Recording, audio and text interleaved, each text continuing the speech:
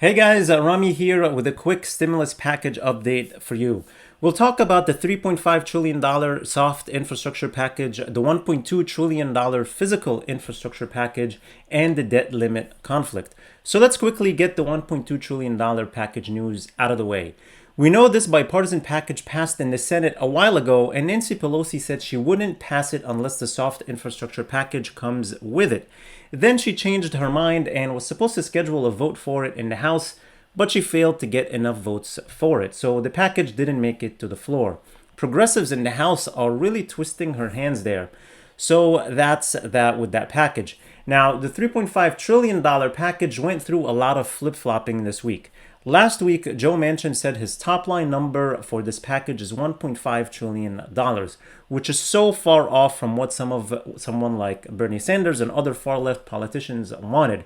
They were looking to go for $6 trillion and thought the $3.5 trillion is the compromise. So to go from that to $1.5 trillion is pretty tough. Then yesterday, Joe Manchin walked that back and now says he can support a reconciliation bill that is somewhere in the ballpark of $1.9 to $2.2 trillion. You know what's the frustrating part of all of this is that they're just talking about numbers. They're not actually talking about what is included in that bill, which is really annoying because this is all done for show. The progressives want to say, look, we got you $3.5 trillion, and conservatives want to say, look, we dropped it from $3.5 trillion to $2 trillion. But at the end of the day, both packages can have garbage that does nothing to the constituents of those politicians. We, the people, need to see what is going to cost 2.2 or 3.5 or whatever and decide if it's good for us or not. But them arguing about top line numbers is silly. Anyway, Joe Manchin said yesterday, I'm not ruling anything out, but the bottom line is I want to make sure that we're strategic and we do the right job and we don't basically add more to the concerns we have right now. Besides the top line number differences between Manchin and the rest of the Democrats, he also has a couple of other disagreements with his fellow Democrats. One major issue is his insistence that the reconciliation bill includes the Hyde Amendment, which prohibits using federal funds for abortion expenses. And he also insists that natural gas be eligible for grants under the $150 billion Clean Electricity Performance Program, which is a core component of the reconciliation bill's attempt to fight climate change.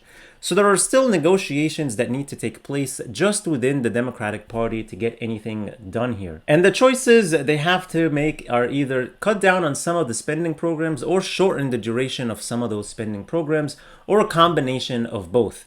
And it seems like the direction now is getting this number lower.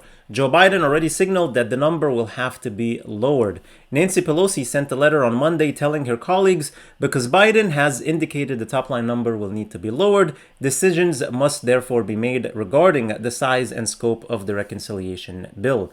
AOC also said one of the ideas that's out there is to fully fund what we can fully fund, but maybe instead of doing it for 10 years, you fully fund it for 5 years. Not sure how they will work these things out, but an interesting point that Joe Manchin said is that a $3.5 trillion bill could ultimately end up costing even more than that because the spending programs would be continued indefinitely. Once you start doing something, it becomes ingrained into it and you don't end it. Now, a huge issue that Congress is facing right now is raising the debt ceiling. Janet Yellen said Congress will need to take action by October 18th to ensure the federal government does not default on its debt for its first time in U.S. history. And if that happens, it will cause a recession.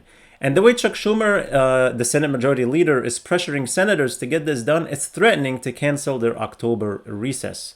What a joke. It's like little kids. If you don't finish your homework, you can't go and play. Except in this case, their homework affects the lives of everyone living in this whole country.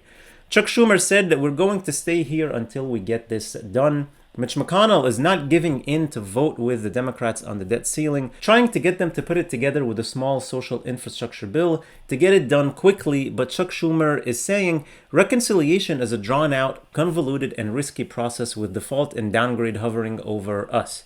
The best way to do it is the way we said. That's what we're telling Leader McConnell and the American people we need to do.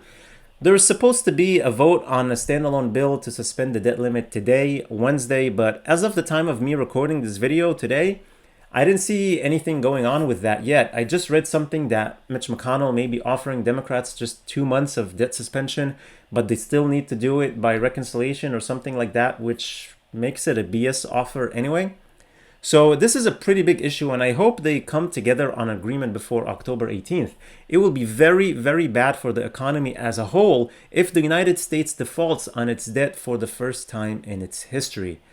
So that's all I have for you in today's update. Thank you so much for watching. I really, really appreciate you all, every single one of you. Please hit the like button on the video, share this video with your friends and family, and subscribe if you haven't already, and click that notifications bell to be notified whenever I publish new videos for you. Please stay safe, stay healthy, and I'll see you in the next video.